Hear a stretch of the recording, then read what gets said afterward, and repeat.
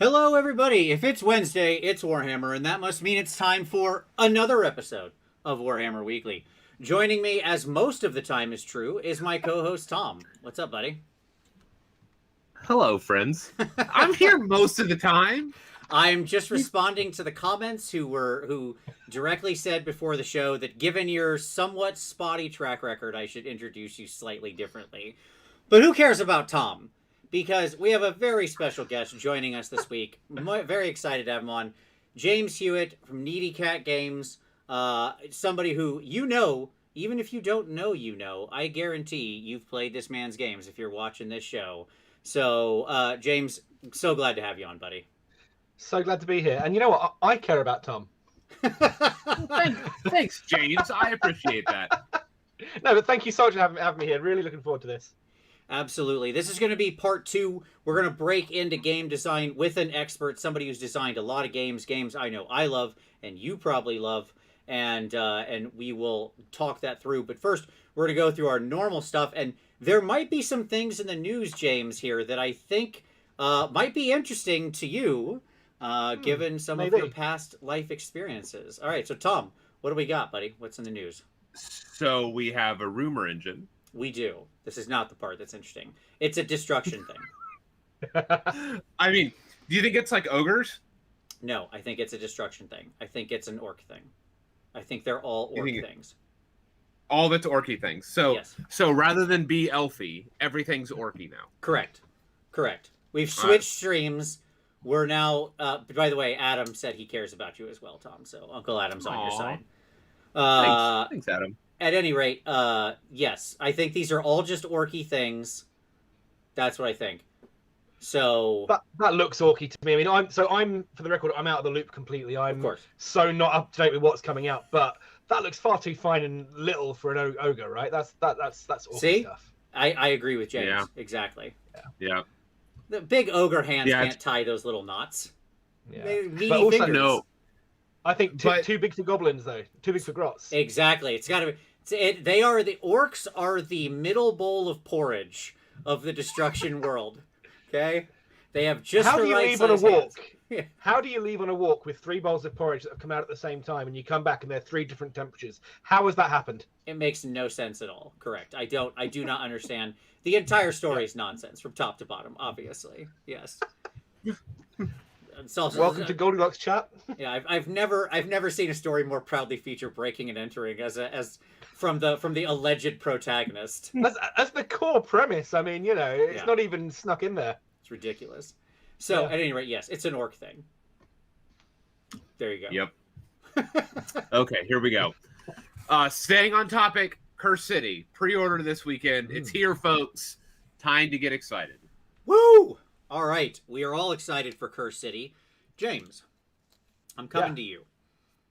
It looks awesome. I feel like you might have an interesting perspective on Curse City. I saw you actually talking about this a little on Twitter, as you've seen some of this stuff going around. By the way, James' Twitter will be in the description. You absolutely should be following him. But you might have had a hand in something original that might have had to do with how we got Curse City. You want to just talk a little about that? Yeah, sure. It's been really interesting, like watching the development of the core engine of what was Warhammer Quest Silver Tower, which I designed when I was at Games Workshop back in 2013, 2014, maybe.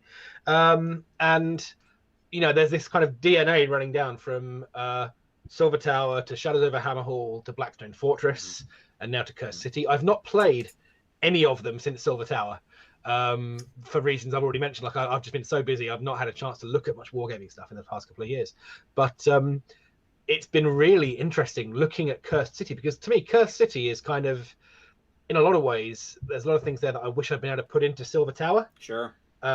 Because it's got kind of the expandability, it's got the random scenario generation kind of thing, it looks like. And I mean, this is going off watching the Nick Baton video from a few days ago. Right. And there's so much stuff in there that I look at and think, oh, it would have been so cool to put that in.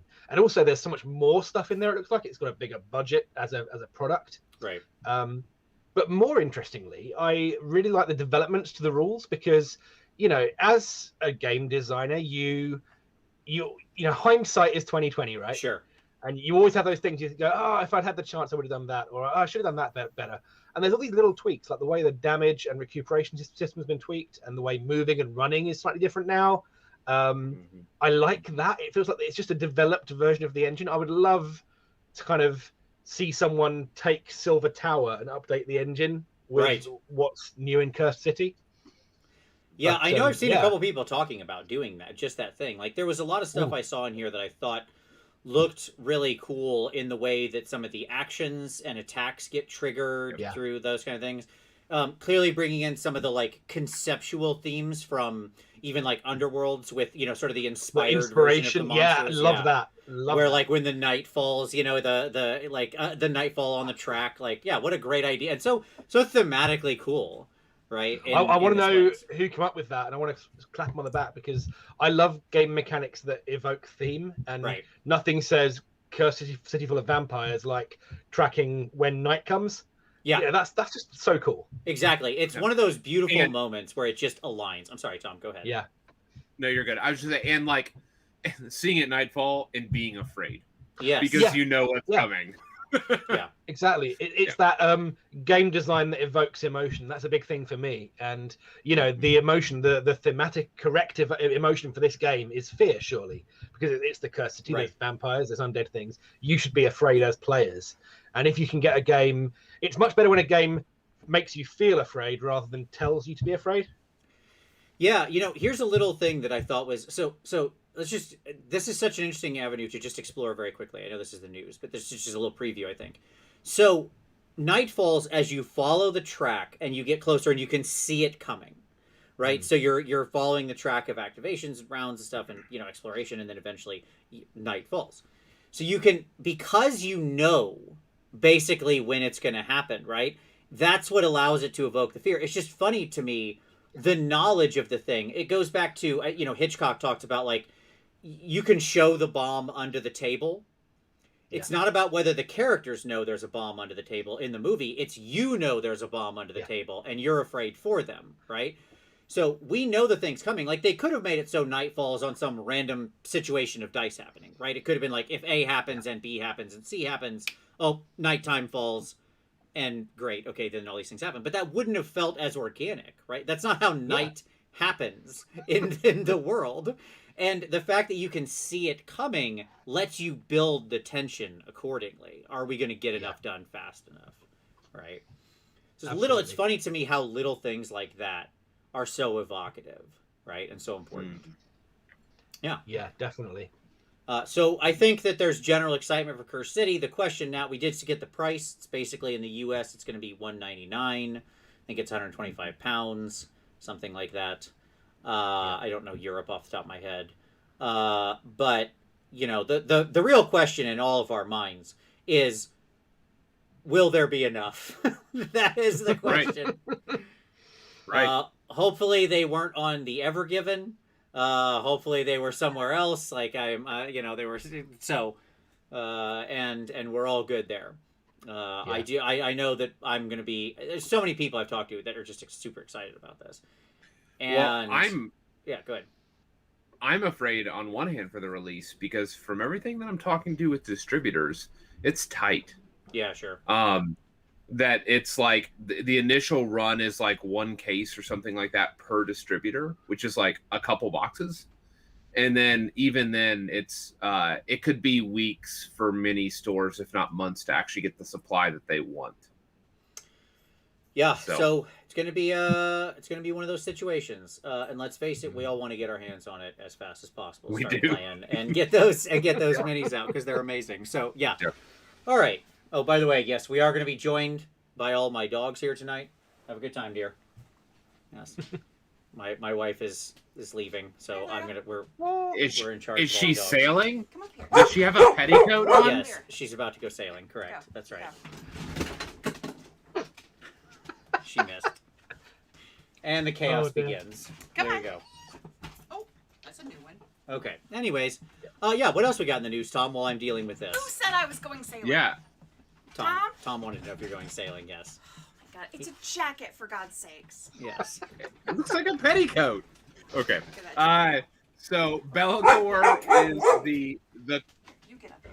I will not be interrupted by a dog. You're going to be interrupted by a dog. You clearly will. You need a better Clearly. word. Good. So the Bellacore coin is dropping for April. We know that, and so we're assuming Broken Realms is coming hot on the heels of Broken Realms Techless.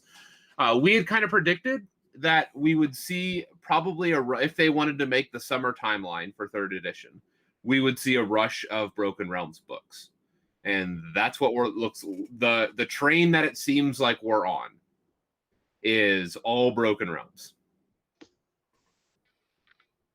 Good. I have no issues. Zero pushback on that. Let's throw the hammer down on this narrative advancement. Let's go.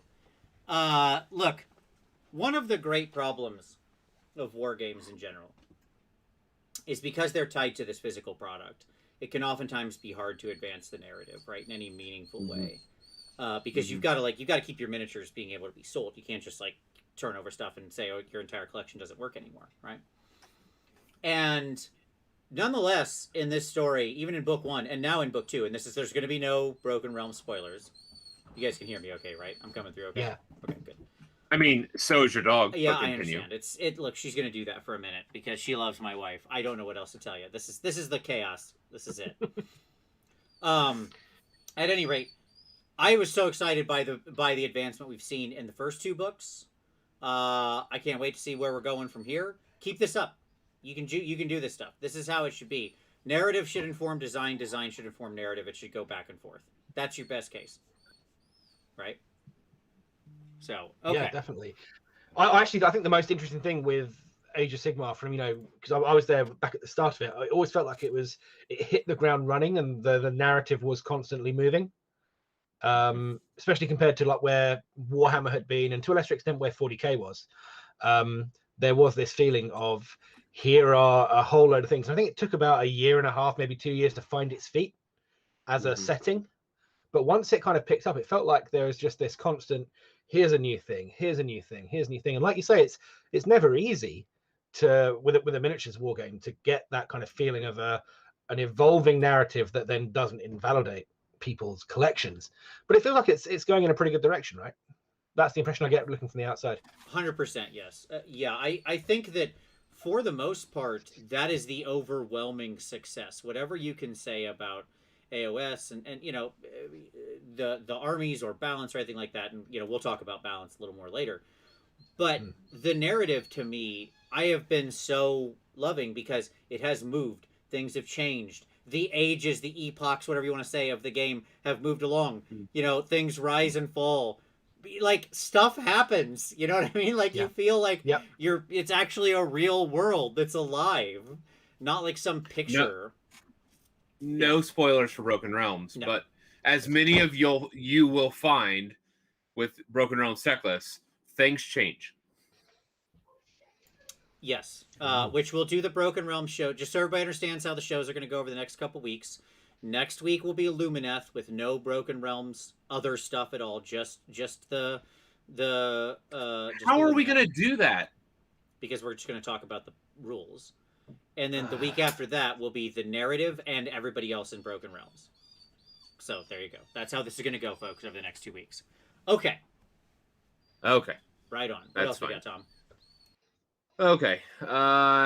So White Dwarf 463 is dropping. We have a narrative battle path between like Chaos and Order and Shimon. Do you want to talk about that, Vince? How do they pronounce that behind that? How is Shimon? This is what I want to know. Here you go. I'm not interested in any goss or anything like that, but I am interested in how that word is pronounced inside the halls of GW. If you had to say Shimon, how do you say it? Inconsistently. Okay, perfect. I never found a good answer to that question. Because that's it was the like best one of the answer first you things I could wanted have to know. given. That's the best answer. I would want no other answer. Yeah, absolutely. The question is, whatever. if I knew the answer, would I tell you? Or is it the best kept secret? Yeah. So we've got Chaos against Order in a narrative battle path in that White Dwarf. We're getting a demon Anvil of Apotheosis, which is cool. A demon-focused Anvil of Apotheosis. And it's Seraphon against the forces of Be'lakor, which tells us that hopefully Seraphon will get some focus and love in Broken Realms 3. That's the number. Which, I mean, they really need it. Look, Seraphon, they've been struggling as an army for so long. It'll be good that they can finally get some extra rules, maybe. So have they had anything since the Battle Tome, or is it just all the same old Warhammer kits with no, new rules? That's it. That's all they had. And even then, they didn't get any new kits. And realistically, my joking aside, because they're like the most powerful army in the game right now. Like, I generally am interested in them. Like, I know we're all angry because of a stupid dead frog being able to do too much magic and hurt us with his bad magic touch. But that is an accurate summary. Yes, but like they're legitimately an interesting sort of character as a force in the story, right? Like these weird ancient beyond times eldritch lizards who can summon magics and float through the heavens and remember people back into existence. Like, they're cool. Like, it's a cool force. And so having them in the narrative, I think, will honestly be interesting. A lot of my favorite stories from the end times were the Skaven Lizardmen stuff. That was such a fun... The ending of that story thread was just amazing. It was amazing, right? Because both sides were getting wins. Both sides were doing cool things. And it was just one over-the-top play over the next, right? Just like firing giant rockets, pulling in the moon, protecting entire continents with, magic bubbles. Like, what can't they do? It's great. Yeah, it was awesome. So, yes. Maybe Croak will receive a treatment like other characters in Broken Realms. Ooh. Give him a new fig, put him up to 600 points, problem solved. An even bigger, even deader frog. That's what we need. He's been the same dead frog for like time immemorial. He was dead when I started playing in like 1995. If there was ever a case for literally one-to-one recreating the exact miniature in plastic, or redo the whole the palanquin, but keep him exactly the same. Right. He gets a bigger, much more elaborate, ridiculous chair, but he's still the same tiny dead frog. My favorite thing with Croak, the miniature, is the little skink sat next to him. It might not even be Croak. It might be the regular Slan. There's a little skink with a dagger sat on the arm of the chair. Yes. And from a certain angle, it looks like a joystick. I've always thought it looks like he's kind of, he's driving the thing Star around, Commandering. Yeah. So just get that canonical. Get that on the kit. We'll be happy. There you go. Done. X-Top said the new Croak model is just a grave. Just a gravestone. A piece of dirt. Easiest thing to paint ever. Done. One can only hope. 600 points. All right. So, Tom, what else we got? I don't think we have anything else, right? Yeah, pretty much. It was a quiet news week because it's all Cursed City this week, right? I mean, let's be honest. What else are we talking about? You mentioned it in passing, James, but I do want to call it out. Nick Baton did a great, how to play Cursed City video, so I do recommend people check that out. I will throw that link down in the description as well. This isn't like a pick of the week or anything. We'll get to that in just a second. I just thought it was a great video. It does show you the mechanics. If you're not familiar with Silver Tower or Shadows over Hammerhall or Blackstone Fortress, and this is all new to you, that'll be a great way to get going. If you are familiar with like Silver Tower, because I didn't play Blackstone, but I played Silver Tower a bunch. We played through most of a campaign. I don't think we ever got it fully finished, but we went deep into it. We still play that regularly. Silver Tower, me and the kids do. Like, it is a very favorite thing we'll break out and roll dice on. So like when they heard it, Cursed City's coming out, they're like, ah! Yeah. What I love about Silver Tower is because it's so random, the narrative forks so many ways. Like, I have discussions with people, and they'll say, I've played it loads. I'll say, oh, what do you think of this thing? And they'll never have seen it. There'll be encounters and events, like key moments that they never got to or they never saw. And I kind of love that about it. It feels very... it matches the theme, Right, this Chaos Tower. Yeah, exactly. Yeah, I love... Discoverable moments are something really cool, and that one has so many interesting discoverable moments that just pop up. Right? Yeah. It's wacky. It's astonishing we got away with it. There's no way, because there's so many things that are out of the fact that in the very first quest you've got a mission where a challenge, where you're stacking dice, Yes. So unlike anything else. But that was kind of the idea, was just make it, make it different, make it wacky. I love that challenge. I really do. Like, because when I got to it, I was like, I guess this... I wasn't expecting it. You know what I mean? Right. You're like, wait, what? What are we doing? Okay, well, let's see what we can do. So, without wanting to get into spoilers, did you drink the potion? Did you find the potion? Yes. Did you drink the potion? Yes. The potion that affects how you interact with the game for the rest of the quest? Yes. Yeah, there we go. That's a fun one. It's great. And generally when I'm playing those games, especially because I want to experience something, right? Like, and so if that's an option, it's like, yeah, let's do this. Yeah, absolutely. Because why would you not? Right, exactly. Like, well, we can have fun or not. That's the choice here, right? Yeah, exactly. Precisely. Okay, yeah, I won't give anything away because it is fun, and if people are still if people are playing that, I don't want to ruin that moment for them because it is super fun. Okay, let's get into some pick of the week. So, James, very relevant, probably to I think what we're going to talk about today. What do you got to share with everybody? So since I set up NeedyCat Games back in 2017 when I left Games Workshop, myself and my partner Sophie, who's the other half of NeedyCat, we've been kind of trying different things out to find out what it is we want to do. So primarily we design games for people, but also we both have a long-standing love of teaching people things. And so we started doing some game design courses a couple of years ago. And we initially ran them in person to like a group of about 12 to 15 people. We put on lunch. It was lovely. And then last year lockdown happened and we ran it again online. And so we had like a 6-part course that's been on the website now for about a year. But then about a month ago, back at the start of March, I ran another seminar called Designing Miniature Wargames. And it's literally a zoomed in, laser focused look at kind of what goes into designing a miniatures wargame of some kind. So like, your a Warhammer-y game, because miniatures games, war games, there's a whole load of terminology that can overlap with different things.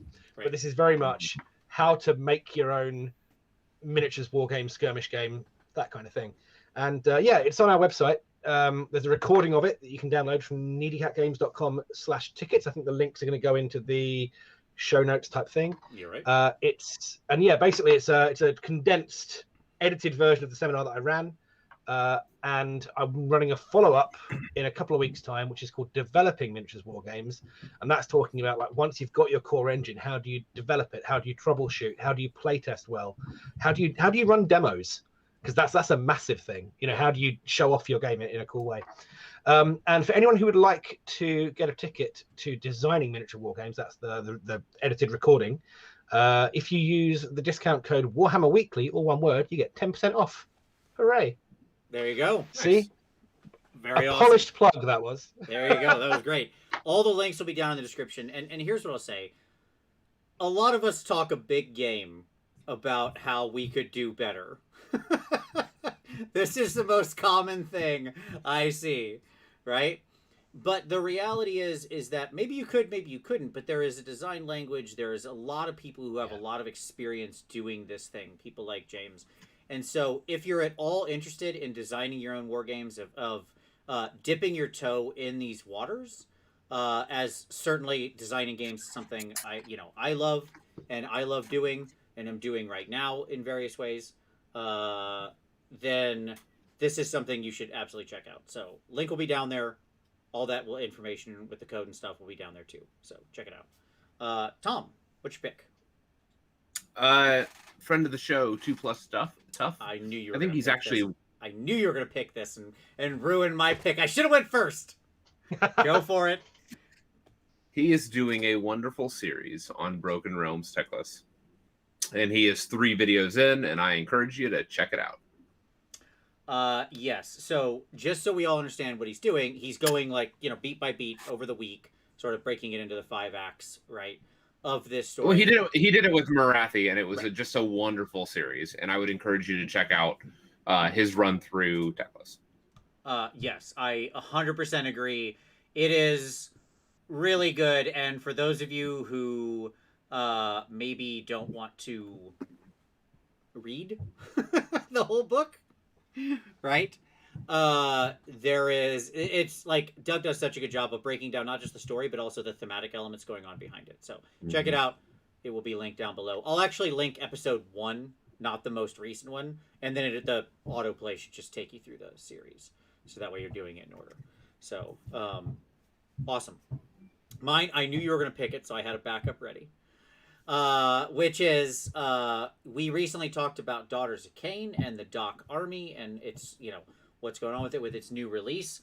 And our good buddy AOS Coach just did a Talkin' Daughters of Cain episode with Michael Clark. It was a great episode. I would recommend you check it out. It's a fun walkthrough of the army and some of what's going on with that. If you are interested in the Daughters of Cain, then you can go check out that video. So that will be linked down in the description. Shout out to Coach, who's making great content as always. Okay. So, with that, let's talk about a little hobby time. So here's my question. James, with as busy as you are writing everything, and I know you said you're, getting back into maybe some war game design here, you're hoping. What have you had a chance to do for your hobby, for your personal self, not for your professional self? I'm sorry, I don't understand the question. What's this personal hobby you're speaking about? It's difficult because I work so much. We've got a 5-year-old daughter. We've got, all sorts of things going on. I haven't had a chance to do much personal hobby stuff in a while. Also, I'm currently dealing with hilariously crippling carpal tunnel syndrome in both wrists because, again, too much typing, too much work. So I can't hold a paintbrush to save my life. The last thing I did was I dug through Betrayal at Calth, which was one of the games I did back when I was at Games Workshop, because I've had it on the shelf for a while. I was looking at it for someone sent a question about the rules, and I always like to go back to the rule book rather than try to remember it. And I was like, actually, I really want to paint this. I really want to have, because it's self-contained, it's achievable. Also, it's Space Marines, and they're easy. It's I could do that, and so that's kind of on my list. So I've got them all lined up. And the next step is to kind of overcome the laziness barrier and actually undercoat them. So we'll see. Ask me in 5 years' time, and they'll still be in the same place. I guarantee. I believe in you. I think you can get them done in 5 years. At least, at minimum, a colored can of spray paint. Yeah, a colored can and a wash. And I mean that's basically a Space Marine, right? There, you're done. Yeah. Exactly. Back in the day, I was pretty quick. My best was a unit of 30 Skaven in half an hour using some crazy spray gun techniques. But yeah, unfortunately, I feel like Gene Wilder in Blazing Saddles. I paint with this hand. Right. I love it. No, that's totally understandable. And Space Marines are the good fallback. Because they're just Blood Angels are red, Dark Angels are green, Ultramarines are blue. These are easy. That's it. There you go. Tom, what about you, buddy? What have you been working on? Night Haunt, actually. I've had some folks send me some bits and help out. I'm doing a set of conversions for my Hollow Hearth Night Haunt / Dark Elf city. And so I'm converting a bunch of Ghosty Boys to all be the remnants of Druchii souls. So nice. Cool. Nice. Yeah. I love it. Okay. For myself, I finished up my Shard speaker, and I'll post her up here in a couple of days once I get a chance to take some good pictures. And with her done, that means it's now time to work on these guys. We're betting heavy on the Twin Souls. I got 10 of them ready to go. I did do some head swaps on some of them. I used some of the weird heads because some of the weird heads look cool. And then I switched for, this is like a Kanare head. You see that? Mm-hmm. Right? Which I think actually looks really awesome cool on there because it has the 2 devil prongs. So yeah, it looks very demonic, right? Some of that stuff. So got those ready to go. Hopefully I'll get those done this weekend. And then there's only 1 unit left in the new Slaanesh that I have to finish. That's it. It's just big old fatty boombatty Glutos or Scallion. Although mine is not going to be a chunky boy. He's going to get replaced with something more luxurious, but that's all right. Can I say though, I do love that exists in that character exists because it's that different facet of Slaanesh. Yeah, absolutely. Which was always talked about but never shown in the miniatures. It was so nice to see that. Absolutely, the gluttony thing has always been there in Slaanesh. A lot of the stories featured characters like that, but you didn't have any actual miniature representation of it. So no, it was great. I just want to do a slightly different character. So nothing, but I'm not against it in any way. No. I love it. I say roll him out. I mean, that guy looks more like me than what the fig I'm going to replace it with does. Let me say that. If I'm talking about personal representation, I think Glutos is probably a little closer. So there you Story go. of my life, yeah. All right. So with that, let's actually get into our main segment here. Let's talk about designing wargames. And I just realized this whole time I haven't been taking the time codes, which means I'm going to need to go back afterward and watch and figure out what the time codes are. But that's okay. Whoopsies. That's fine. Okay. So I'll pick up this so I have at least the rest, and I'm only watching the beginning. So let's talk about designing wargames. And I actually wanted to start out, and James, not that you need to prove your bona fides or anything like that, but I thought just it might be fun to start out by having people just talk about, what you love about game design, why you're into it, some projects you've worked on that you particularly loved, or what you loved about them, just that kind of stuff, right? Like, what draws you to this profession, right? It's a good question, isn't it? It's like, I was trying to, I forget what it was for. I did an interview for something recently, and the first question was, why do you design games? And it was really hard not to just do the Sir Edmund Hillary, why did you climb Everest? Because it was there answer. Right. And it's like, game design really works for my brain. I've got a very, I don't know, analytical is the wrong word, but I like seeing patterns in things. And I think game design for me fulfills that. It gives me lots of challenges and puzzles to solve, but also I really enjoy making things that I can then watch people have fun with.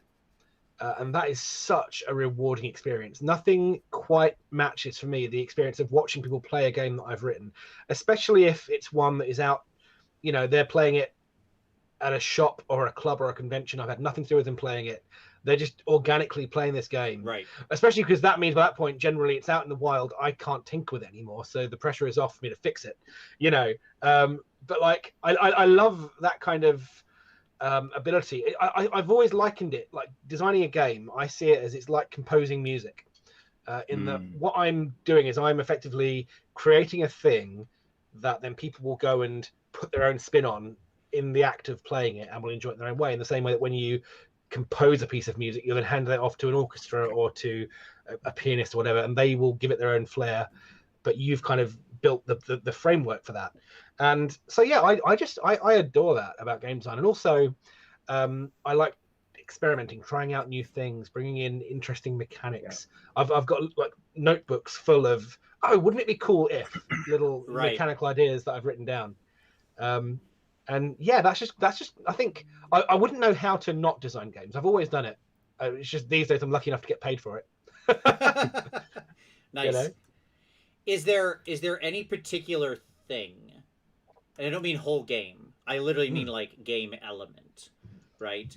Something that you created that you look at still to this day and you're like, I like that one. Like, that was a good one. So I think going back to Silver Tower, which is one of, I think I did 3 games in the main studio. So I did Silver Tower, Gorchosen, and Betrayal at Calth. Then I went down to specialist brands, as it is officially known, and I did Titanicus and Necromunda, and then did Blitzball on a freelance basis after I left.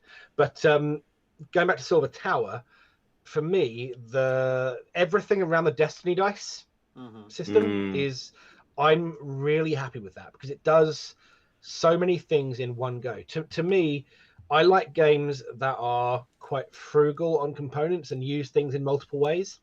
Because I think it's a lot easier to design a game where you have no constraint when it comes to components. But working in the design studio, the focus, of course, is always the miniatures. And so we were always very lean on additional components. And so having hammered away at this system and then realizing that I could fold several other things into it and make it work. So for those that don't know, what happens is in Silver Tower, you roll, each character gets 4 action dice they get to roll, and then they spend those dice in their turn to do things.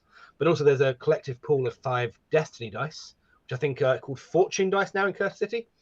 And at the start of the round, you roll those, and you remove any duplicate numbers. So if there's a pair of 2s, Right. you remove those, and whatever is left becomes a shared pool that the players can use. And so it gives you many things. It gives you that little mechanic for if you need to push that little bit further than your 4 dice, Right. Because it's always nice to give the players the option to do it at a cost. The cost being, well, that someone else now can't use that.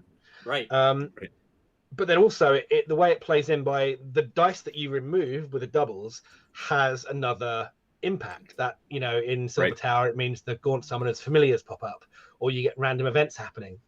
And then the way the random events worked was you had like a book, the adventure book with numbered passages, and you rolled a D66. Yeah, Yep. and you look up that numbered passage in the book, and it just felt like, in hindsight, it feels so elegant. I'm really happy with how it turned out, And I don't think anything I've done really since has been quite that complex and elegant, and it feels like almost like clockwork, the way it kind of all just slots together. Right. No, I truly love that mechanic, and I think that the other great thing about it is it creates moments where one person gets to shine by the will of kind of the whole group. Yes. Right? Like because generally you go like, all right, I would really like to use one of these dice, right? Because I can do this cool thing. And everybody else is like, yeah, you should do that. You should use the dice to do this cool thing. Right? And so then it's this moment we're all sharing together, but that one person also gets to feel like a hero in the middle of the moment. Right? Absolutely. So an interesting thing about that as well is that we talked last week about designing at a 45-degree angle. So creating cross incentives, like incentives pulling in 2 different directions. Yeah. And so one of the interesting things about it is as you lose those resources, so when you roll those dice, you want technically as many dice as you can get, right? As bonus dice. Yeah. But at the same time, sometimes there are benefits to like not have to not having all of the dice being individual numbers. There are actually benefits, and some of the encounters are going to be beneficial to you, or when you roll those double 6s or double 1s or whatever, and or you roll all the dice as matching numbers that then triggers like level up, or not level ups, but you heal and you gain an ability card, don't you? Yeah. So you're right. It feels like there's different. It pulls in different directions. It does feel like the tides of fate, turning for you or against you. It has this interesting feel of literally like the fates pulling on the strings up and down, right, in ways you can't understand. Yeah. No, and it almost like it. So sorry, go on. No, please. No, it kind of creates that emergent narrative. So for me, with one of the big goals with Silver Tower was to go back to Warhammer Quest. Interestingly, when it was first being designed, we didn't know if we had the Warhammer Quest branding, but whatever the case, we always knew it was going to be compared to Warhammer Quest, right? Sure. And I was a massive Warhammer Quest nut growing up, and so I wanted to go back to that and look at the way that Warhammer Quest told a story, and it did it in 2 different ways depending on how you played it. If you did it with a games master and a pre-planned scenario, then the story was kind of planned out for you, and the story was a set in stone thing. What was more interesting to me was the emergent narrative that came when you're playing a random game, and it's the stories that develop around your heroes, where as people, we are natural storytellers, and we fill in the gaps. So when your barbarian keeps rolling 1s their attack rolls, that becomes a thing. And whenever the barbarian misses again, everyone goes, "Oh, Ragnar's been drinking," or something, Right. And so with Silver Tower, the chance was to kind of combine those 2 and have it. There is this kind of roughly guided narrative where it forks in a few weird ways, but it's generally heading in one direction. But also, there is this emergent narrative, and that comes from having like the destiny dice and what you roll for your actions in the turn and how the events come up, and you do get this kind of ongoing narrative at the table, and I love that. That is one of my favorite things in a game.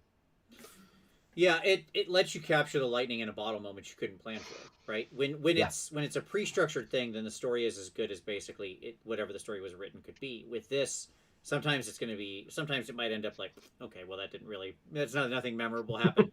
But then you also get these big spikes where things just like you couldn't have ever foreseen it, and yet it happened, right? Which I suppose in that case is also very ZG. Yeah, absolutely. All right, awesome. So now I want to start digging into some individual elements. So, of just kind of game design principles. So, let's go because I have images for this. So I want to talk first principles. This is something that I don't think gets talked about enough, right? So like guiding principles, first principles, the very basic things. I know one of the things that's always been critical for me anytime that I was working on any kind of game design was literally writing down 3 to 5 bullet points of this is the heart, the beating heart and soul of the game, what it's meant to be about, its theme, its concept, and then having that inform every other decision you make, right? It's constraints and inspiration and guidance all in one. So I just thought, maybe tell a little bit or talk a little bit about, how you've used those or what you think about that kind of first principles and how that operates for you. Yeah. So, I mean, what's really interesting is I wasn't familiar with the term first principles until quite recently. This is true of much of my game design stuff. It's because I've just kind of always done it. I've picked up my own way of doing things, and I've never really taken the time to sit down and learn decent words for a lot of these things. And what I realized though is that I've been using first principles as long as I've been designing games professionally, because my thought process is like a butterfly. I will meander and do all sorts of different things. So I kind of have to lay down some constraints initially and lay down like a framework for a project before I get started on it so that I can focus myself. And so I always start out with like a design brief, like a very brief, brief being a pun there, a very brief set of, the game is this, the target audience is this. Right. It needs the table space is roughly this. A lot of the time I'll go like the rough price point is this, even if it's something which might change. It just gives me an idea, because if I'm designing a $50 game, that's very different from designing a $100 game. And for me as a commercial game designer, it helps to have that delineation in from the start. And I think the most important thing for me is that designing a game is a huge undertaking. I can't overstate that, really. It's something that is so nebulous that it's possible, and well, it's likely that you'll get lost in the weeds and in the detail. And if you don't have some kind of guiding light, then you will falter and you'll end up kind of giving up along the way. And so, part of our sort of design process, we always start off with that brief, and then we come back and we refer to it and we review regularly and say, right, is this game adhering to the things we set out for it to be? And if not, was that intentional? And we always leave ourselves room to say, it's not, it's actually gone a different way, but we prefer this, or this is better. But but having that guiding light makes that a conscious choice rather than just a general meandering, thought process. So it's definitely something which is absolutely integral to how we do things. But I just find it quite funny that I didn't know the name for it until recently. Sure. Well, that's one of those things. It's because there's not a lot of one of the reasons I was excited about you putting up the talk you did and the sort of the training course really was what it is. Yeah. Is because there is a lot of this out there, but so much of the knowledge of game design is very sequestered into the heads of the people who do it. Yeah. Right? And there's a lot of distinctions between how to design a good role-playing game versus how to design a good war game versus how to design a good board game, right? And then again, you're going to want to access a lot of different stuff depending on, just like you said, what's the audience, what's the size of the game, what's the price of the game, right? Like people are going to expect different things. What's the duration you expect the game to run, right? Is this meant to be like a fast, quick party game that people can literally knock out quick rounds in 15 to 25 minutes, or is this like meant to be some kind of Settlers of Catan, let's get into this, this is going to be the defining thing we do for the next 7 weeks of our life, right? We will only look at wooden cubes and pastel colors, and that will be all. There'll be no explosions, Yes, exactly. Yeah, I think the first time I kind of approached a game in that way probably would have been Gore Chosen, which it's such a razor sharp concept for a game. Right. There's so little fat on that design. It is 4 Cornate champions go into an arena. It sounds like a joke, but it's not. 4 Cornate champions go into an arena, and one of them will be left standing at the end. And that was like the pitch. And what was interesting was I was given that. It was in my last month in the studio before I moved down to the Specialist Games studio, and it was like, we have this space for a game. We want to include these 4 miniatures. What can you do? And I'd been toying with the idea of like gladiatorial combat games for years. Sure. I'd written one years ago, and it's like, oh well, obviously it needs to be a pit fight, and but because it was this designed for this small format box, there were really tight constraints on what it had to be. And so I sat down and I was like, right, what is this? It's fast, it's bloody, it's brutal, it doesn't outstay its welcome, because players, by nature of the game, will be eliminated in the game, so it can't last much longer past that point. Right. And just the mechanics kind of fell out. That game was written in about 2 weeks, which is unthinkable. I can't imagine how that happened. But it just, because it was so clear, the concept was so clear. Mm-hmm.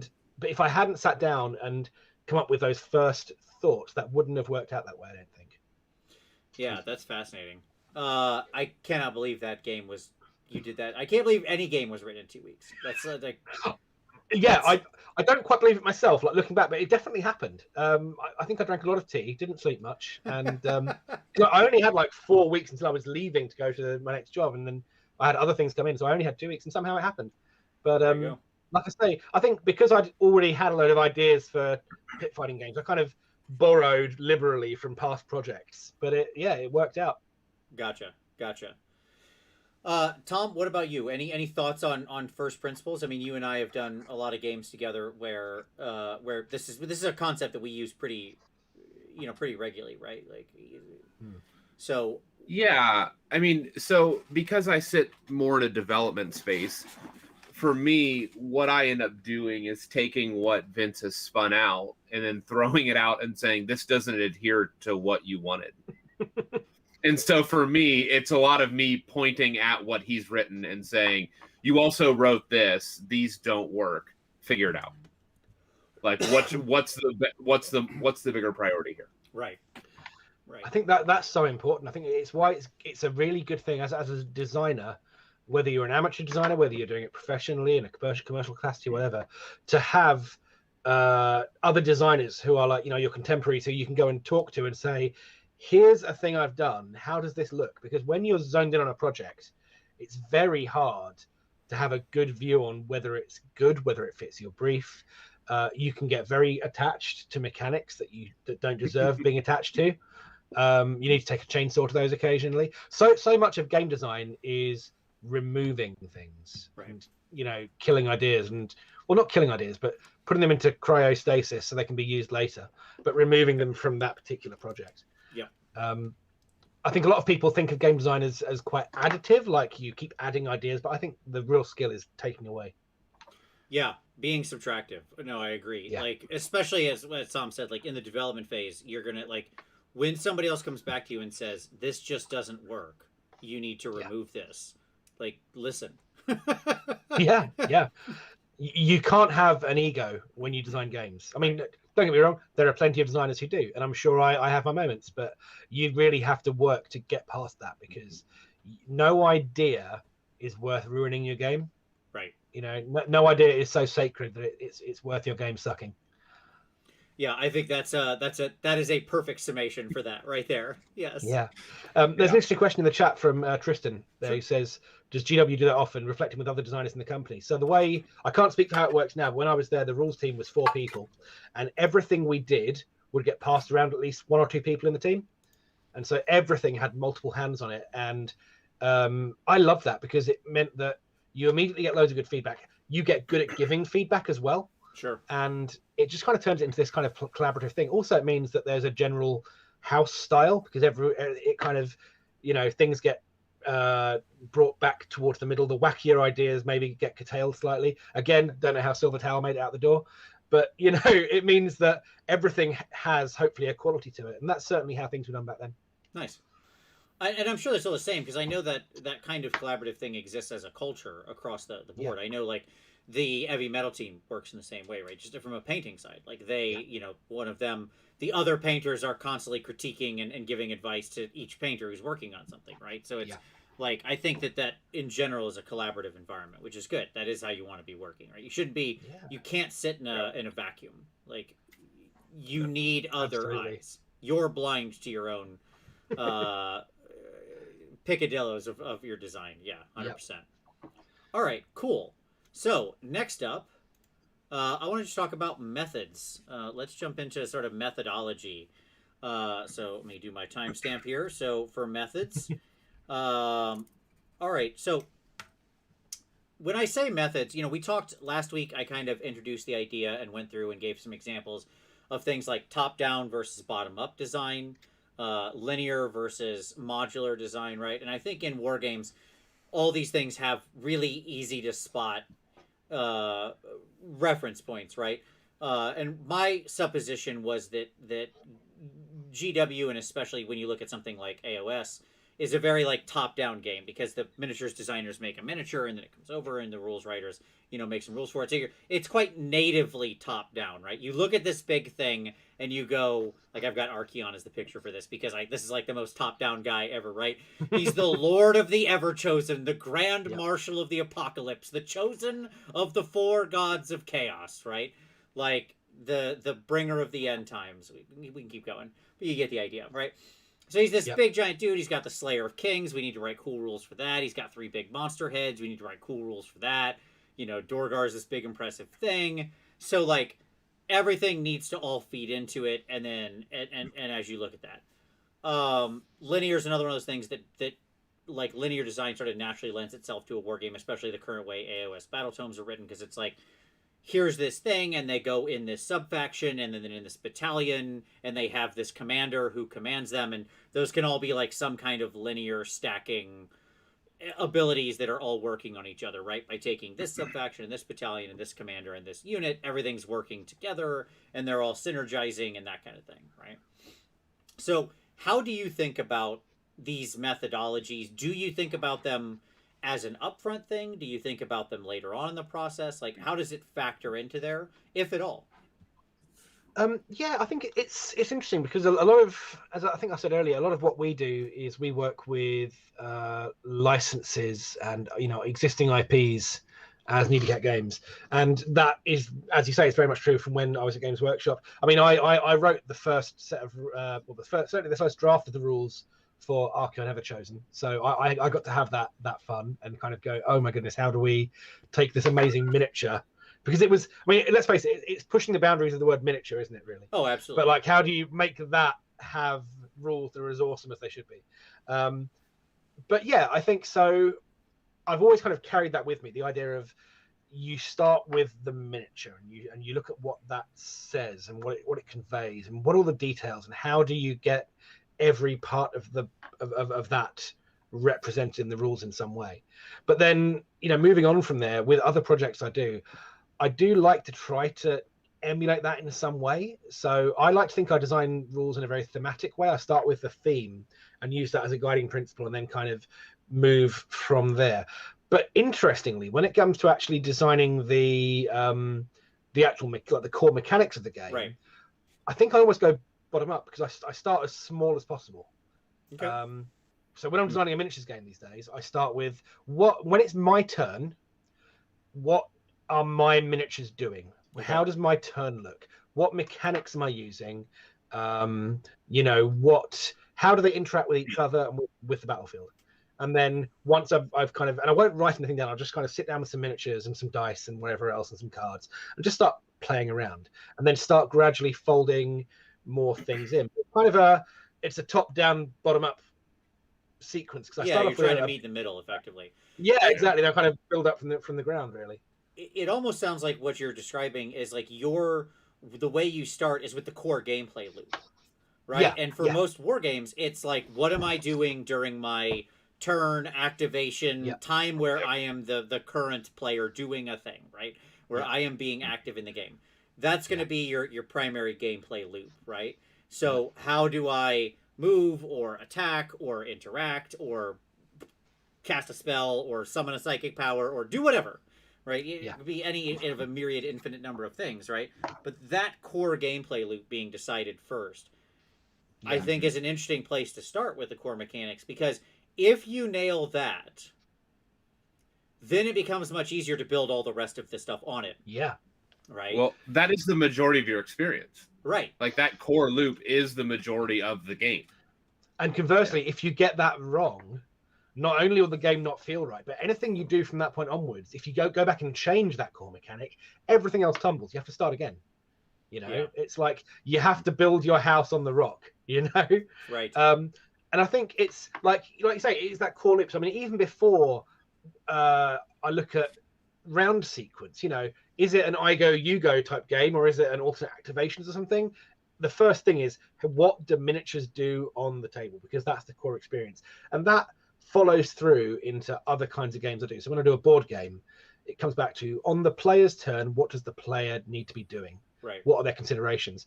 And I think one of the things as well that talks to this is that we use a lot of placeholder mechanics. So because a game, as I said before, game design is a big nebulous thing. We don't try to design the whole thing at once.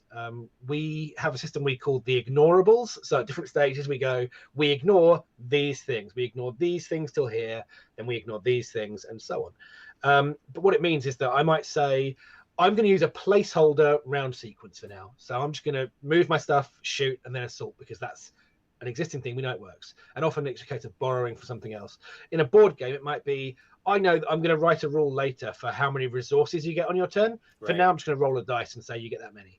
Sure. And it's almost like a scaffold that you put in, so you can examine that core gameplay loop and work with that, and not kind of get distracted by trying to make everything else work really well as well. Yeah. And then later, once you've got that, once you got that nugget, then you work outwards and you gradually. It's like baking a cake. You know, you gradually incorporate the ingredients round and round. You don't put everything in one go. You gradually do it. And that, when I kind of hit on that, that was a massive development point for me as a game designer. Because before I was doing it professionally, going to work in Games Workshop's design studio to learn the craft is fantastic, because you can imagine, you're working with these amazing minds, not just people in the design team, but there are people dotted around the studio who have been game designers previously. And so I really learned, I learned all the skills there. Before then, I would go in and try to write an entire game's rulebook before even playing it. Right. And it's impossible. You'll never do anything good working that way, I think. And you have to kind of do it a little bit at a time. And so, it's sort of the methodology that's developed, really. It was never a thing that I set out to kind of make, but we've ended up with this process that we use. And it really seems to work. I love the ignorables, because in my mind, almost what's happening is like, I know the ground. I need to be sure I'm standing on solid ground right now. And I picture myself like standing on a coastline in the fog, and I don't want to fall in the water, right? Then I die and drown. So I know where I'm standing is solid at the moment. I know that's rock. Everything else in the fog I can't see yet, right? So we take like one step at a time through the fog, and we ignore everything else. It doesn't matter what's off in the distance. It doesn't matter what we can't see. We're just worried about taking that next exact step through the fog, right? Until we get ourselves back off the edge of the cliff onto solid ground, right? And kind of building it up. Yeah, that's fascinating. Yeah. I really like that concept. Yeah, just if people are interested in finding out more about that, the Game Design Online, which is the 6-hour course we did last year, that goes into this in quite a lot of detail. Very nice. Plug. There you go. Hey, absolutely. Yeah. 6 hours of me talking with a massive lockdown beard.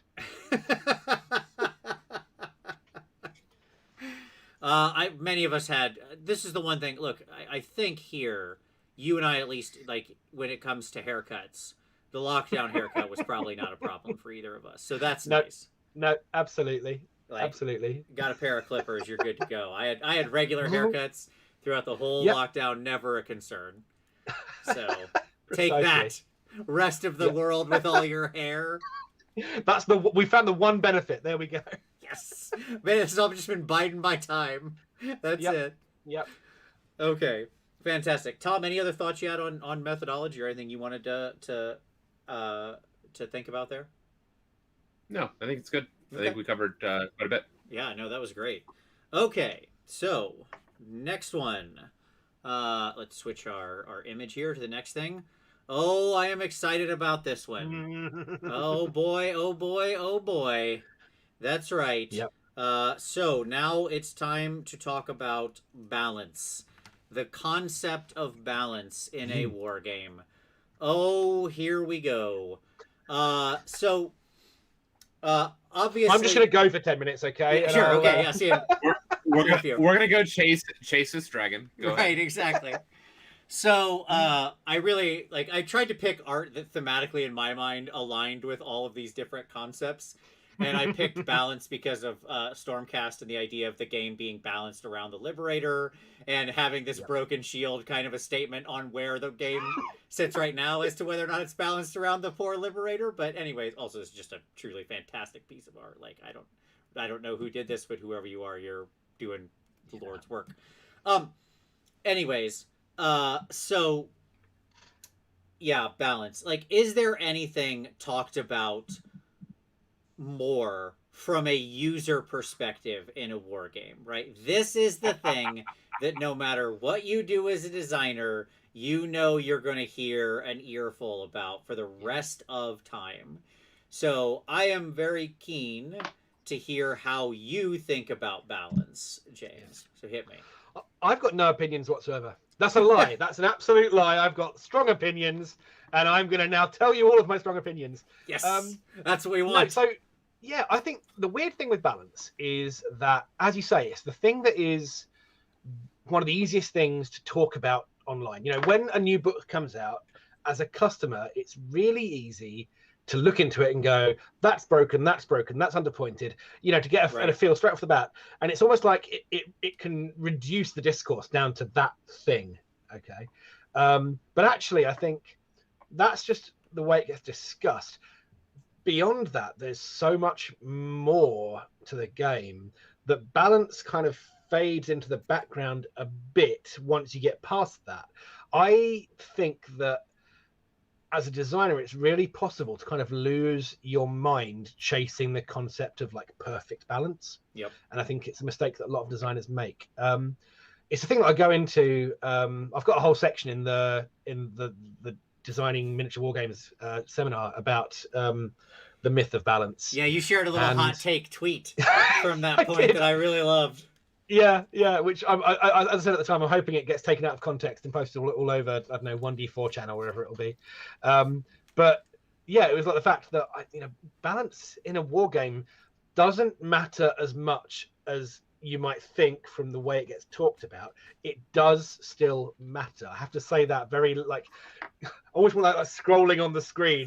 It does also matter. Right. You know, still matters, just not as much as you think. Yes. Yeah, because the thing is, in a game like that's got very little theme or no moving parts, chess or Go or any kind of abstract puzzle game, balance is really important because the game it's a contest. It's very clear cut. If it's not balanced, it's solvable, and then there's no enjoyment in playing it, right? Right. The more complexity a game has, so the more moving parts, the more expandable it is, the more difficult it is to balance it, but also the more difficult it is to gauge balance. So it's kind of harder to notice when it's not working. You have to get a bit more granular with it. Like you think in a war game, the number of variables that you can have. Just a game of Age of Sigmar, you've got not just your army, you've got the opponent's army. So you're facing off against any number of different combinations of units. Sure. You've got however many units in your army. You've got all different synergies. You've got different scenarios, different battle plans. You've got different terrain setups, different deployment areas, different distances apart. How can you say with certainty that unit X is always worth Y points? You know? Right. You can't. All you can do is cast the net wide, do as much research as you can, as much playtesting as you can, and give like the average value.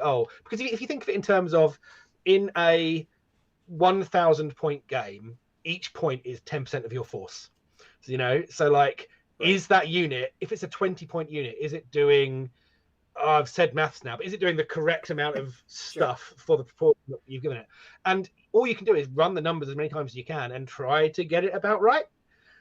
Because there are no completely true answers when it comes to balance in a war game. And also, on top of that, not to kind of get on my soapbox or anything, imbalance is actually not a bad thing in a lot of ways. Yeah. Because this is what I'm keen for. The feature, not a bug, of imbalance. Yes. Yeah. Yeah, Especially absolutely. when it's circumstantial. Yeah, precisely. Because the thing is that imbalance, it works. As a narrative player, I love narrative games. Imbalance feels narratively correct. You don't get completely evenly matched battles in history or in the story, in the Black Library fiction. That doesn't happen. So it recreates that. Two sides are rarely evenly matched.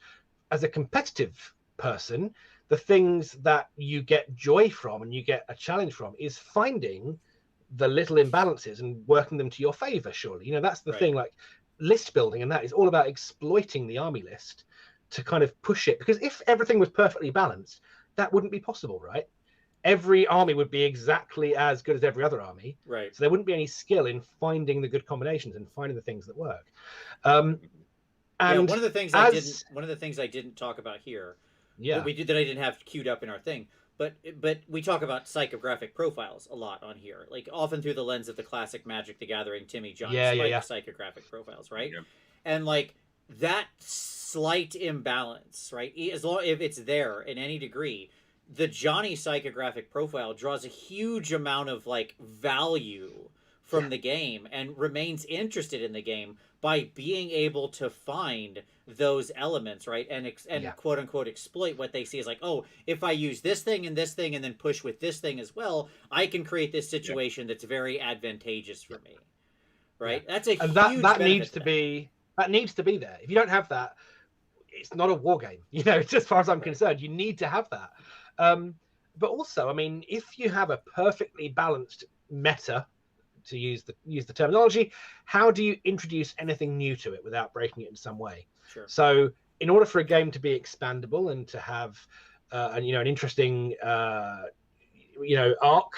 then you need to have things that are in balance, because what you need is a situation where army X is slightly overpowered, so then army Y gets released and that maybe topples that from the thing, and everything shifts around a bit. And whether that's a case of releasing new rules, adjusting points values, just adding new things, there are all different ways of doing it, but they're all things that keep the game alive, and all of them come back to slight imbalances.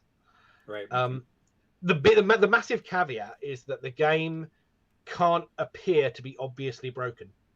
Right. There's like this tolerance level, right? Like precisely. I think of like skyscrapers. Okay. Yeah. So like if you've ever worked in a big skyscraper, and you work up on the upper floors. Like for a long time, I worked on like the 35th floor of this building.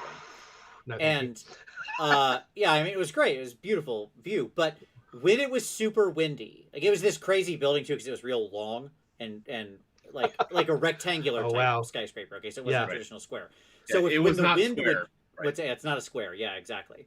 And when the wind would be shearing in that direction, you could literally go into the bathroom and you would see the water in the toilet doing this. Okay? Because the whole building was rocking back and forth a couple inches from the wind shear.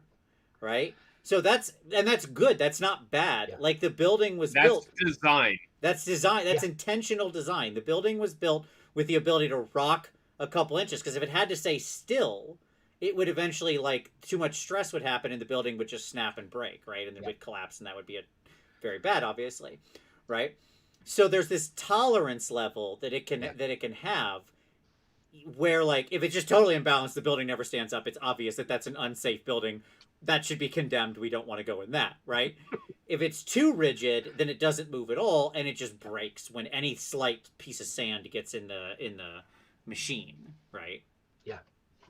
Yeah, that's it. Absolutely. And I think, you just need to have that kind of, you find that principle, and the skill is knowing when your game is balanced enough, knowing when it comes past that. I mean, I say skill, it's a case of hard work and playtesting and listening to your feedback and all of that sort of thing, But yeah, it's just, I think, especially like newer or less experienced designers, they view perfect game balance as like this holy grail.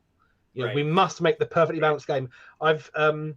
I'm not going to name names, but we know someone in the industry who has a small skirmish game, and he was getting someone to do a second edition for him, and the guy who got to do it said to him, I haven't started designing the game yet because I haven't worked out the points calculations yet. And I was like, red flag. Right. This guy doesn't know his stuff, because you can't base your game around it. It goes back to what we were saying earlier about methodology. You start off with the core gameplay loop. Right. One of the last things, I mean, when we look at our process, the ignorables, one of the things that we ignore latest is fine balance. Right. We deal with general balance. Does the game work as it feels it should? Are there any horribly broken moments? But we don't try to perfect that balance until the very end of the process. Yeah. Especially because, again, if you change anything, balance goes out the window again. Right. It's like when you're doing an ice. If you're doing an ice sculpture, you start with a chainsaw and you end up with, I don't know, a toothpick or whatever it is they do. Right. You don't start with the toothpick and end with the chainsaw. Yep. Yeah, we got some killer analogies tonight. I'm loving it. This is metaphor show, absolutely. So here's the thing I want to, as we just explored, because balance is so fascinating. There's so many different takes in this. I think that it's also interesting to me that there are multiple avenues to balance. So when we look at something traditional like chess and Go and those types of tightly competitive, simple moving parts puzzle games, right? You can tightly balance things by having effectively mirrored. What do I want to say? Like sets of game elements. Yeah. Right. Symmetrical game elements. Yeah. Thank you. Yes. Perfect. Exactly right, Tom. Right. Okay. So then but at the same time, as we expand out, then you can do things like lots of testing and QA and development to refine mathematical outliers. That's fine. That can also be a direction as games grow in complexity. But again, as you said, you have to hit the average. There's another interesting path, the path of less trod, I think, which when I look at games, I look at a game like More Time. So More Time is this classic game. People love it, right? And obviously held in high regard by a large swath of the community, both in nostalgia and in actual play still. And that game is horrendously unbalanced. It's a hot mess, but we love it.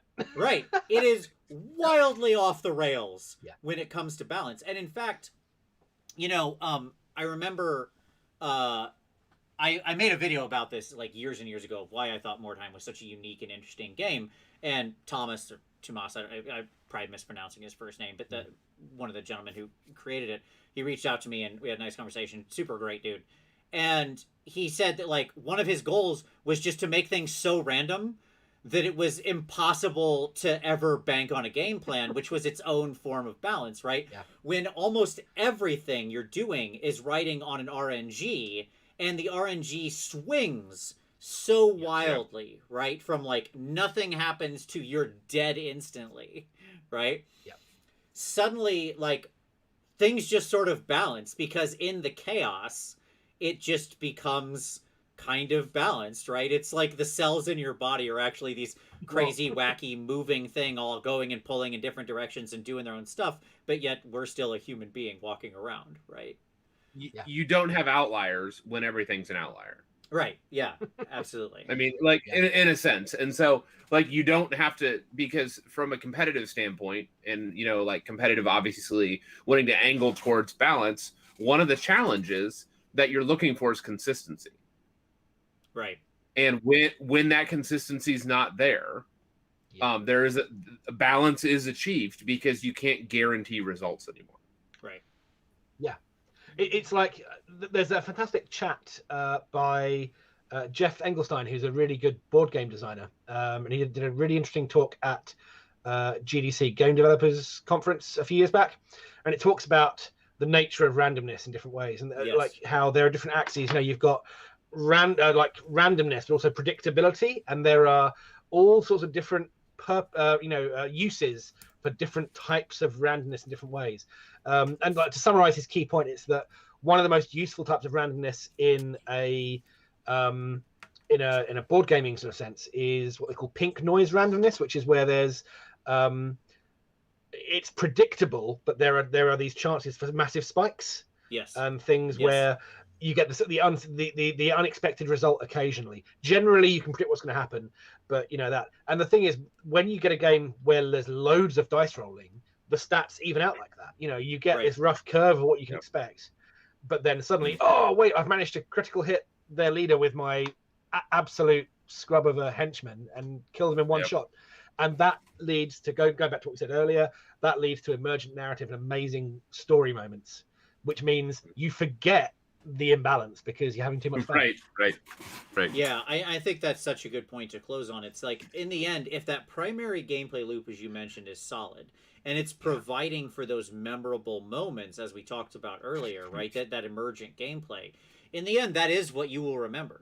The things we remember in the games, the games we love, are those moments where something probably abnormal happened, right? Yeah. Like, if you could play a whole game of Warhammer of any type at any point in Warhammer's history, I don't care. Like, pick either flavor and talk about anything since the game was created, right? And if you finish the game and then I turned to you and said, what was the attack roll of the dice in this unit in round 3? You'd be like, I have no idea what you're talking about. I don't know. I think I hit maybe pretty well, I guess. I don't know, right?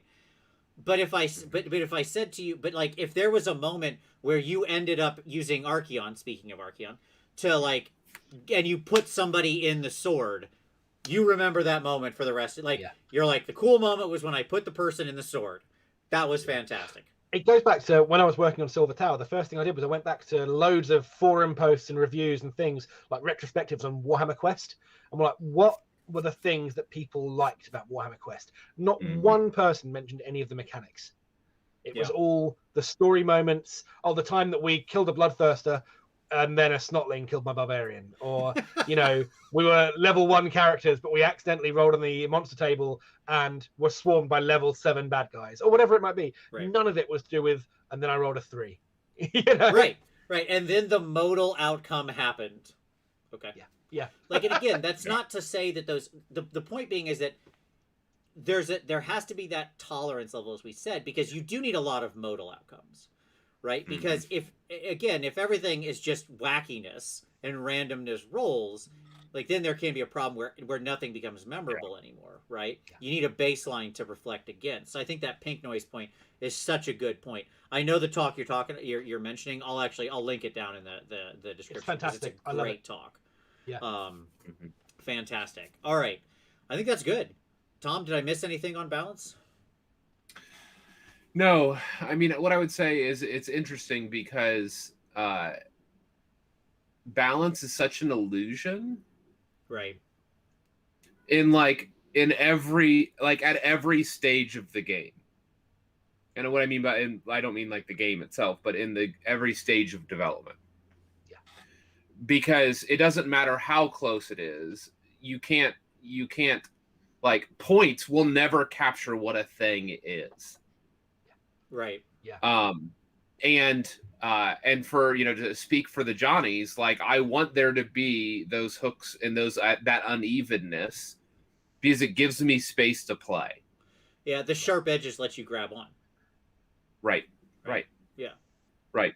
Like, I like imbalance, but that's different than systemic problems. Right.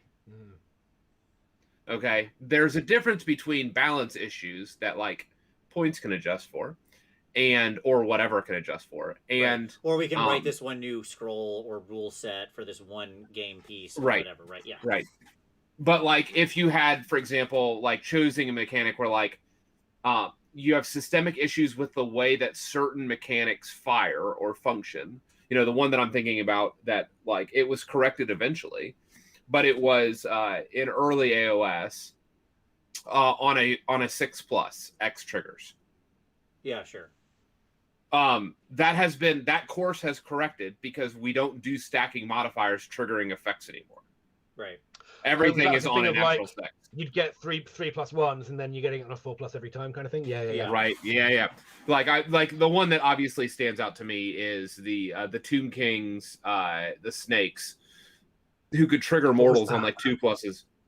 They had a mortals on 6s, but they had the ability to stack wound bonuses in the army itself. Right. And so what would end up happening is that they would do lots of damage and they would just roll up and obliterate people because they had tilted so far outside of the expected norms, right? what was Right, meant to be and like so- maybe a sixth, maybe a third chance of happening was suddenly happening like Like 87% of the time, and it's just like, whoa, Right. what? Right. That's a Yeah. systemic issue, right? Like that's how those rules were being designed. That has nothing to do with those individual units. Right. Yeah. That was an Precisely. approach, and what I would say is like I have like that frustrates me more than like points values and those other things, because those are systemic problems, and those aren't balance issues in the traditional sense. Those are design problems. Yeah, absolutely. And again, that's why you get your core design sorted, and then you deal with balance later. That's what I would say. Yep, Yep. 100%. All right, great stuff. Okay, let's keep moving, because it is late, and James does have a child who is not going to be as respectful of his time.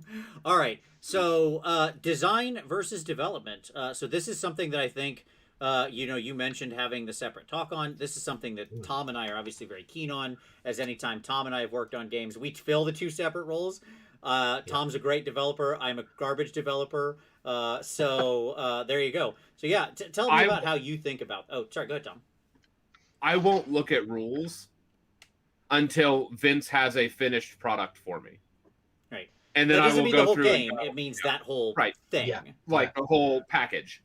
That makes sense. Because I don't want to influence where he wants to explore. But at the end of the day, like, work still has to be done. Yeah. I mean, from my point of view, I see. I mean, they're two very different skill sets. Designing a game and making a game. I mean, one of the big things for designing a game is designing a game which, if you want it to be expandable, you need to have enough kind of hooks and levers for the expansion to carry on making the game feel, like it's got additional potential for more stuff. But also, I think for me, weirdly, I'm not as good as I'd like to be at developing my own stuff. I think I love it when I can design a game and give it to someone else to develop, and I really enjoy developing other people's games. But it kind of comes back to like what we were saying earlier, like you get blind spots in your own work. Right. And it's like trying to edit your own novel, right? Like you just precisely. And also when you design a game and then give it to someone else to do things with, they'll do things you never expected. Yep. And they will make it work in ways, because you have your own inherent biases, they will make it do things. And I mean, it's my favorite thing in playtesting. Again, anecdote, Silver Tower, the Destiny dice we talked about earlier. There's a system in Silver Tower where whenever you use one of the Destiny dice, you also lock one of them. I think you lock half of the remaining dice, something happens. Basically, you can't use all of them. The next highest is locked, yeah. That's it, yeah. And that came from the fact that in playtesting, what I had pictured as a cooperative game, one group of playtesters sat down and they were like, no, I'm going to win. And they just, like, the first person on the turn was like, I'm going to use all the Destiny dice, thank you very much. And it hadn't occurred to me at all. And all my little internal tests had all been everyone buying into the premise. But this group rejected the premise, right, and actually made the game better because it tied into the theme much better, which was, this is a random group of heroes that have been pulled into this place together. And some of them are actually kind of bad guys, they shouldn't be working together. And so it was interesting, like how that, if I had kept the testing just to the internal team, we wouldn't have had that piece of complete blindside inspiration, right, which improved the game. And so, yeah, like you say, you can't develop your own work anywhere near as well as someone else can. And yeah, go on. Okay. No, finish your thought. I apologize. I don't know where I was going, so you go for it. No, I was just going to reflect on. I remember an RPG that Vince and I worked on one time a long time ago, and he handed me a set of some subsystems, and I remember writing him back, okay, do you want me to always choose X? Because if you want me to always choose X, keep it how it is. The incentive structure you have created always points me this direction. Yeah. And you just don't always see that, because you see the options. And you're like, oh, yeah, I've given you options. Right. This is my excuse for why I suck so much at all the games that I've designed, because I don't see the exploits and the things that are going to be advantageous plays. Like so Titanicus is a game that I've played a bit of. I haven't played as much of it. I only played 2 games since it came out. Played a lot of it during development, of course. Sure. But when I played it, I suck. My tactics are dreadful. My strategies are dreadful. Because to me, I'm looking at it in a very different way from someone who's trying to play it well, you know? Right. And I think it's part of the same, the same thing is that I'm looking at a whole different set of stuff when I'm designing a game to when I'm developing a game. And yeah, trying to do it for my own thing is difficult because, again, inherent biases. Yeah, exactly. I think that the point about the Destiny dice and Silver Tower is so well stated, right? Because you had this inherent way that you sort of the subconscious bias you weren't even clearly aware of, that this is a cooperative team. We're all playing this together, hence we will act in this fashion, right? Mm-hmm. I think the example of AOS that people that got out there was when we think of conga lines, right? Like when you can, like, okay, so that's how coherency works. Cool. So like, that's a valid way to set up my unit with two people towing into a bonus, giving the bonus to the person over here on this other side of the field, right? And that's perfectly legit because the rules didn't tell me I can't do it, right? And in my mind, I don't have the bias of thinking like some little unit going across the table, right? Yeah. I think about removing casualties was the one that I really monopolized on, where like you could remove them from anywhere. So I just was like, I'm not going to move this unit that I've taken up most of the board with.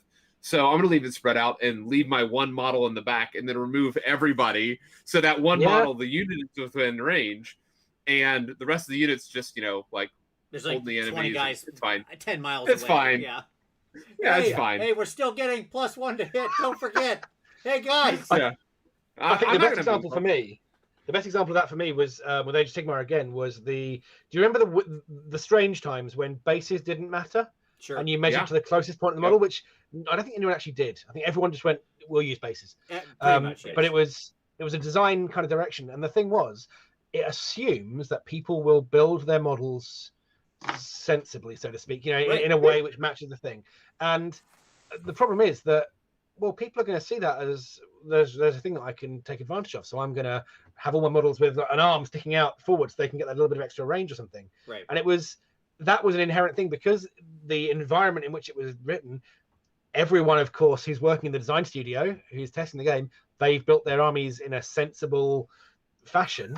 Like they look thematic. They're built on brand, so to speak. Right. So there was no consideration. It was never considered, presumably, that was ever going to be an issue. And things like stacking, like there was nothing about saying models couldn't overlap each other's bases because bases don't count. Then you can just kind of do that and it looks horrible, but it was totally possible within the rules. And I'm so glad that the bases came back. Yes. But we all Yeah. Absolutely. Yeah. Yeah, because I think it's different if you think like, okay, here's my book to assemble my things, and I'm going to look at that. Yep, I'll glue them on the base just like that, and I'll do it exactly as these steps say, step, step, step. Then I put a little mud on, and there we go. And now everybody's the same thing. But that's not how we do it, right? Like, you've got all this craziness going on out there, and so I think that. And by the way, it's not a bad thing. That's a good thing. Again, that's a feature, not a bug.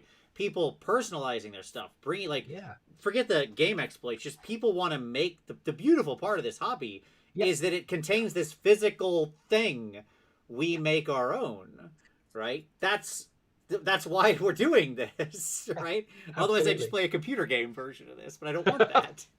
Yeah, exactly, 100%.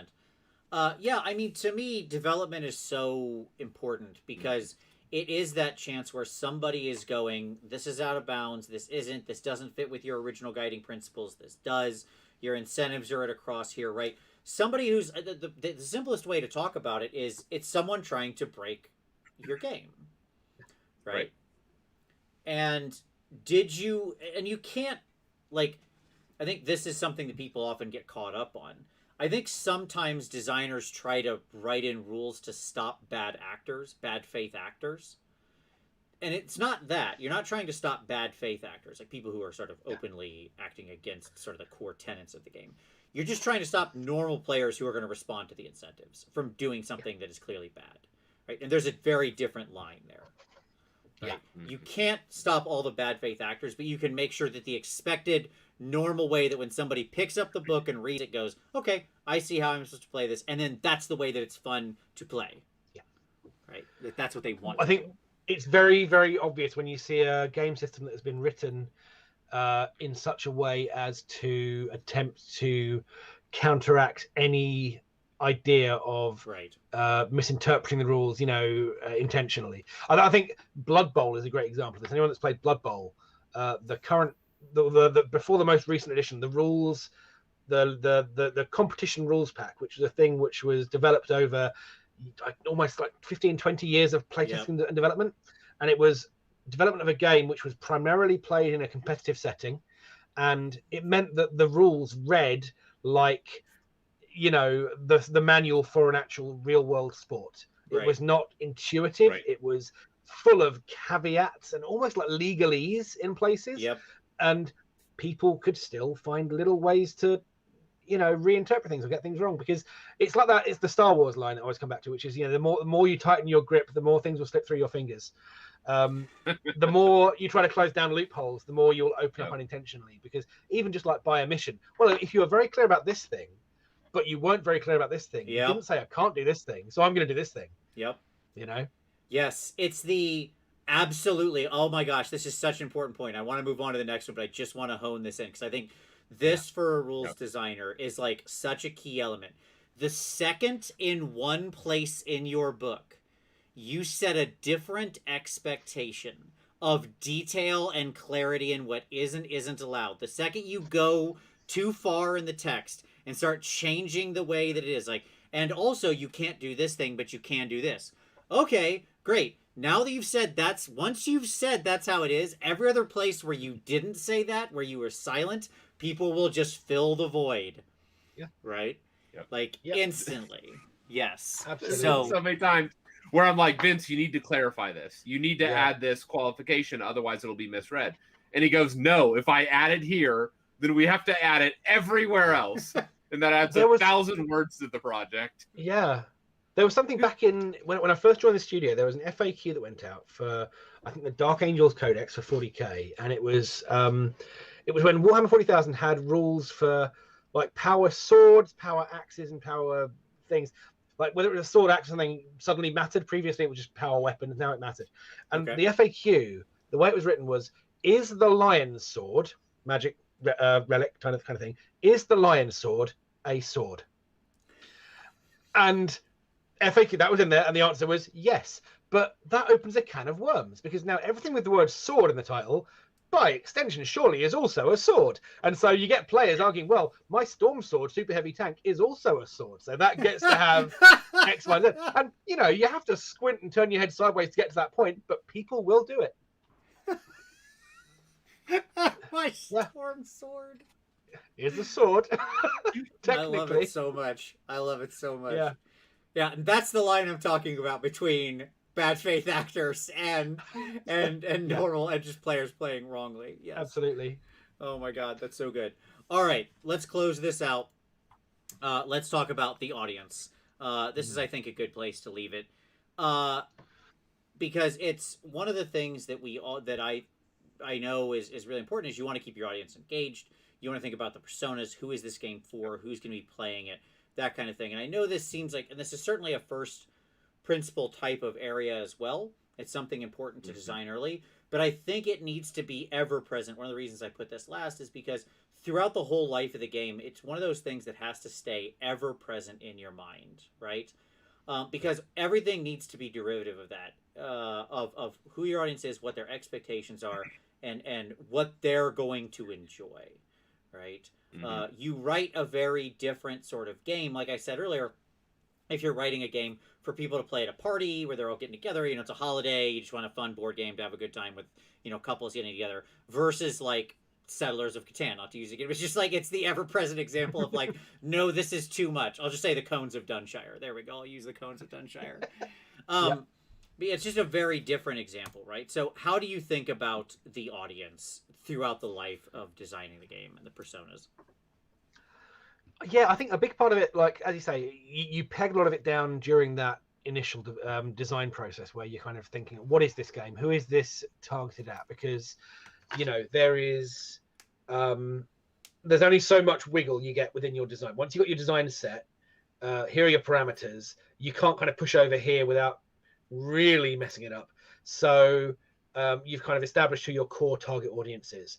And then as you develop the game, you might go, well, actually, these things we're adding now will appeal to this kind of gamer. And we always certainly try to think of that. Like, you know, we think within the general set of where our gamers are for this particular game we're working on, how does that split up? What are the people wanting to do? And, you know, when you're looking at a war game, you want to have things that are the hooky in, you know, the Johnny elements that are the cool granular little rules they can play around with. But you also want things that are just tell cool stories on the table, you know, rules that are evocative and big and loud. You also want things which are just an opportunity to add lots of cool stuff. And, you know, because you want to, as much as you can, point something for every release you put out, point something to every category of gamer that's going to be interested in your thing. Yep. You know, so it absolutely has to be a thing that you think of. I mean, I think from where we come at it, a lot of what we've done lately is like we've done a lot of dungeon crawler board games because people know us for that sort of thing, so we get a lot of the same sort of requests. Dungeon crawlers and sports games, that's like we're going to rebrand our company, Dungeon Crawlers and Sports Games Limited. But like, I mean, so yeah, sports games is a great example. We're working on a sports game right now, which is, it's not Blood Bowl. It's a similar kind of milieu, if you like. But straight away, you know, you've got a particular type of person who wants to play that game. And then it's just a case of thinking, well, how does this game satisfy the subcategories of that thing, you know? And again, it's a thing that what we do is we try to satisfy that by getting play testers that are very different.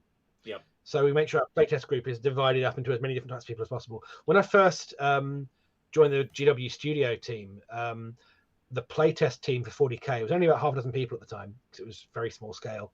That's a whole different story, but they were all very hardcore competitive. Right. You know, pull out all the little tricky exploits and things. And my first move when I kind of took over running the playtest team, because I was the new guy and that was my job, was I brought in like half a dozen people I knew around the business who were big narrative gamers, or they just loved collecting and putting models on the table, because then you're getting those perspectives. And if you're not doing that in testing, then you're not going to see that reflected in which people want to play your game when it comes out. Right. Yeah. I mean, Tom, I know you've been back into Magic in a big way recently, sucked down that endless void of the abyss. But like, that's, I think, something that they've always focused on, right? Like, there are cards that appeal to this thing, that people who want to do this sort of like combo stuff. Cards that appeal to this type of person who like big monsters, and cards that appeal to people who want to have like little fast weedy dudes who spin out and you like dump your whole hand real fast, right? Like, these different types of players that are around, there's going to be those kinds of cards in every set for them. And I think that that's another thing that when you're doing a war game, you think like, do I have forces or war bands or whatever your thing is that somebody's going to get attached to, right? Do I have those representational elements that are going to appeal to those different player types, right? Do I have the smashy thing? Do I have the careful thinky thing? You know, whatever, right? You can can divide these in a lot of different ways. Yeah. Yep. Absolutely. Well, and it's good. I'd say it's not only Magic, it's all games. Like, I even think about like RPGs. I think about D&D. I've been like, my kids are on spring break right now, and they decided that they wanted to learn how to play D&D. And so like, I've been running a game for them for the last couple days, like them and their friends. It's a bunch of 10-year-olds playing D&D. It's fantastic. But it's so funny because I could see going in, like, the different classes appealed to different elements of each of the characters. And so one of their friends, I'm not going to name his name, was like, I'm going to do a Dragonborn rogue. And I was like, of course you are. Like, because of course, like, because of his personality type. Sure. Like, that's what, like, I just knew that's where we were going, where my son was like, I'm going to do an elf ranger. And I was like, yep. It's like character class as psychological profile, isn't it? Right. Absolutely. Right. And you get to see that. And like, but that's obviously a microcosm in D&D, but that applies whether you're picking armies, that applies whether you're doing play styles in Magic. All of that works itself out as the way that people relate and engage a game. Yeah. Completely agreed. All right, James, anything else you wanna leave everybody with? Thanks for having me on. It's been really fun to chat about this stuff. If people have enjoyed like listening to me ramble about games, come and buy our courses. We've got a live one coming up, like I say, in a couple of weeks' time.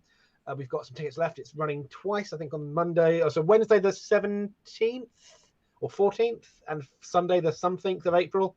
The details are all on the website. But basically, that's a 2-hour chunk of me talking about game design, squeezing in all sorts of anecdotes and things. People can ask questions, interact, all of that. If you want more of this, come and give me money to tell you things. Help me feed my child. There you go. There you go. Yeah. I love it. Yeah, fantastic. Like I said, all the links will be down below, so check it out. This is I think James is fantastic. I love somebody putting out this kind of formal almost education about it, because like I said, there's so much of this knowledge that's scattered around. Yeah.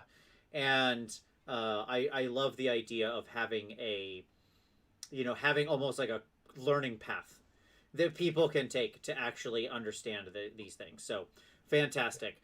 All right. Well, for all of you out there who watched, thank you so much. We hope you enjoyed this. This was a really fun show. James, thank you so much for being on, brother. Absolute pleasure. Thank you.